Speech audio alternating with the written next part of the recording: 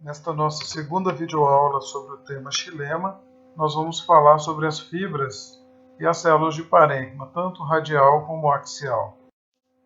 Na aula anterior nós já falamos sobre os elementos de condução, os elementos de vaso nas angiospermas e as traqueides nas angiospermas, e nessa aula nós vamos falar sobre as fibras e as células de parênquima. As fibras são células que se caracterizam pelo fato de serem alongadas e fusiformes. Então nós observamos que elas são longas e com as extremidades afiladas. Elas têm parede secundária.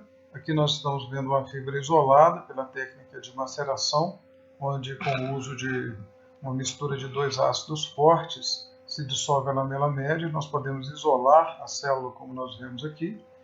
Aqui em microscopia óptica, um corte transversal, a gente vê um aglomerado de fibras, e nós observamos em microscopia eletrônica de varredura essas fibras que possuem a parede secundária espessa e o lúmen bastante reduzido. Consequentemente, as células morrem na maturidade, e o que também configura sua função de sustentação. Não o fato da célula morrer na maturidade, mas o fato dela ter parede secundária espessa e do lúmen se reduzir. A morte celular é uma consequência da redução do lúmen. As fibras xilemáticas, nós temos vários tipos de fibras xilemáticas. As fibras libriformes, que apresentam essa pontuação simples, como nós podemos ver aqui, geralmente em forma de fenda. Elas são maiores que as traqueídeas, das plantas que elas ocorrem, e tem parede muito espessada.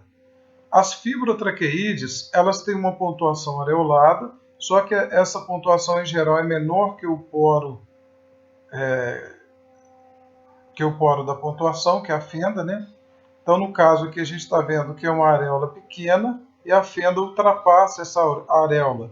É o que caracteriza uma fibrotraqueíde, que é muitas vezes interpretada como sendo uma transição entre as fibras que têm a pontuação simples em fenda e as traqueídes que têm pontuação areolada. Nós temos também as fibras septadas. Essas geralmente têm protoplasto vivo. Elas se caracterizam pela presença desses septos. Elas podem estar presentes no floema, no xilema, ou então elas se associam ao sistema vascular, e elas podem acumular amido, óleo, resina e cristal.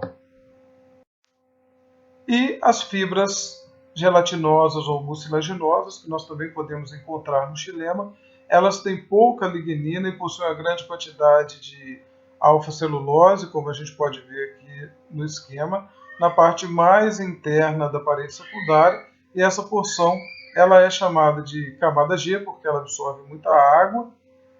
E, frequentemente essas fibras elas têm um aspecto bem gelatinoso, como a gente vê aqui nesta imagem, e elas estão presentes no LEM de reação, os caules que sofrem torção ou que sofrem tensão ou tração, ou então em sistemas subterrâneos. Além dos elementos de condução e das fibras, nós temos também as células parenquimáticas, o parênquima radial e o parênquima axial, que é o que nós vamos falar agora. As células parenquimáticas, elas se organizam no sentido axial, no sentido do eixo da planta, ou no sentido do raio, e a gente chama de parênquima radial. Nós vamos falar primeiro do parênquima radial, que são as células de parênquima que se originam no sentido do raio. Então vejam bem, essas células que se originam no sentido do raio, quando nós observamos um corte de uma madeira, por exemplo, essas células vão estar organizadas neste sentido, no sentido do raio. E nós chamamos as células parenquimáticas do parênquima radial de raios parenquimáticos. Já o parênquima axial está no sentido do eixo, então ele vai estar geralmente nesse sentido, ou associado ao elemento de vaso, como a gente está vendo aqui, ou disperso. O parênquima radial, então, ele tem uma função, assim como o parênquima axial, de fazer armazenamento e translocação de água e solutos a curta distância, principalmente no sentido lateral. Então, quando nós olhamos o parênquima radial em corte transversal, se nós fizermos um corte, por exemplo, de uma madeira, o que nós vamos observar dando maior aumento nessa região? Nós vamos observar a presença aqui dos raios parenquimáticos, que aqui é no xilema secundário, e esses raios muitas vezes eles se encontram, eles coincidem com os raios também do floema secundário, formando um raio parenquimático único. Então eles auxiliam na distribuição no sentido radial da água e dos solutos que vêm do xilema e também dos fotoassimilados do floema. Eles auxiliam na distribuição desses nutrientes no sentido lateral, célula a célula. O parênquima radial, ele pode apresentar 3 tipos de célula aqui na sua composição. Quando nós fazemos esse tipo de corte, que é o longitudinal radial, que nós vamos ver com mais detalhes na aula de anatomia da madeira, nós podemos observar o raio e a sua composição de células, e ele pode apresentar 3 tipos de célula. As células procumbentes, que são células mais largas do que altas. As células eretas, que são células mais altas do que largas, e as células quadradas, que são células que têm a mesma altura e largura. Então são esses os tipos básicos que podem estar presentes no raio parenquimático e que nos levam inclusive a classificar esse raio. Quando nós observamos aqui, por exemplo, nós temos um raio heterocelular, porque ele é composto de mais de um tipo celular. Nós temos aqui células eretas, aqui células procumbentes e aqui células quadradas. Então é um raio que tem vários tipos celulares, portanto classificado como raio heterocelular. Nesse caso a gente tem um raio homocelular, porque ele é composto apenas por células procumbentes. O parênquima axial, ele ocorre no sentido do eixo. E aí ele é classificado em paratraqueal e apotraqueal, como veremos a seguir. A função do parênquima axial também é armazenamento e translocação de água e solutos a curta distância. Eles são mais frequentes e abundantes nas angiospermas e são raros ou mesmo ausentes nas gimnospermas.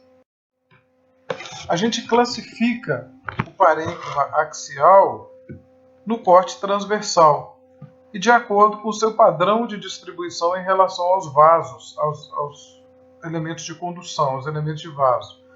Então nós temos um parênquima que está associado aos vasos, aos elementos de vaso, a gente chama de paratraqueal, para significa do lado, e nós temos também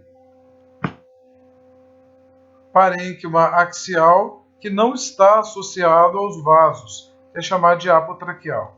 O parênquima axial paratraqueal pode ser adaxial, abaxial, vasicêntrico, aliforme ou confluente. O parênquima axial apotraqueal pode ser difuso, em bandas ou marginal, como a gente vai ver a seguir. Então aqui nós temos um exemplo de um corte anatômico de madeira, onde nós observamos o parênquima axial vasicêntrico. Ele forma uma bainha completa ao redor do elemento de vaso. O parênquima paratraqueal aliforme, ele também está em torno do vaso, só que ele forma 2 asas ou alas. O parênquima confluente é como se nós tivéssemos 2 parênquimas aliformes muito próximos e eles se fundem. O parênquima apotraqueal, axial paratraqueal, ou seja, aquele que não está associado aos elementos de vaso, nós temos um exemplo aqui do difuso em agregados ou em bandas, né? A gente vê as bandas ou faixas aqui. Nós temos exemplo de parênquima axial apotraqueal difuso. Eles estão bem distantes, dispersos em relação aos elementos de vaso. Aqui nós vemos outro exemplo do parênquima paratraqueal, parênquima axial paratraqueal confluente. Neste corte de madeira, nós vamos identificar os elementos componentes da madeira do xilema secundário, né, ou lenho, que é um tecido complexo. A gente vê os elementos de vaso, nós vemos aqui o parênquima axial paratraqueal vasicêntrico, a gente vê o parênquima radial, no sentido do raio, e mais escuro aqui as fibras. Aqui a mesma coisa, elementos de vaso, parênquima radial, fibras mais escuras, e aqui o parênquima axial. Nesse caso aqui nós temos um parênquima axial paratraqueal aliforme, e aqui um parênquima axial paratraqueal confluente. Novamente nós observamos xilema secundário, tecido complexo, a gente observa elemento de vaso, as fibras e aqui o parênquima radial. E como que a gente classifica o parênquima axial aqui? Nós temos aqui um parênquima axial paratraqueal confluente. Nós podemos observar aqui também um parênquima axial paratraqueal vasicêntrico e temos um parênquima axial paratraqueal aliforme. Notem que esse padrão de distribuição dos componentes celulares do xilema secundário nos ajuda, inclusive, a reconhecer a madeira, a espécie, né, por esse arranjo desses elementos. Aqui nós temos os elementos de vaso, parênquima radial, e o parênquima axial, as fibras mais escuras, e o parênquima axial bem disperso, a gente quase não consegue vê-lo nesse aumento.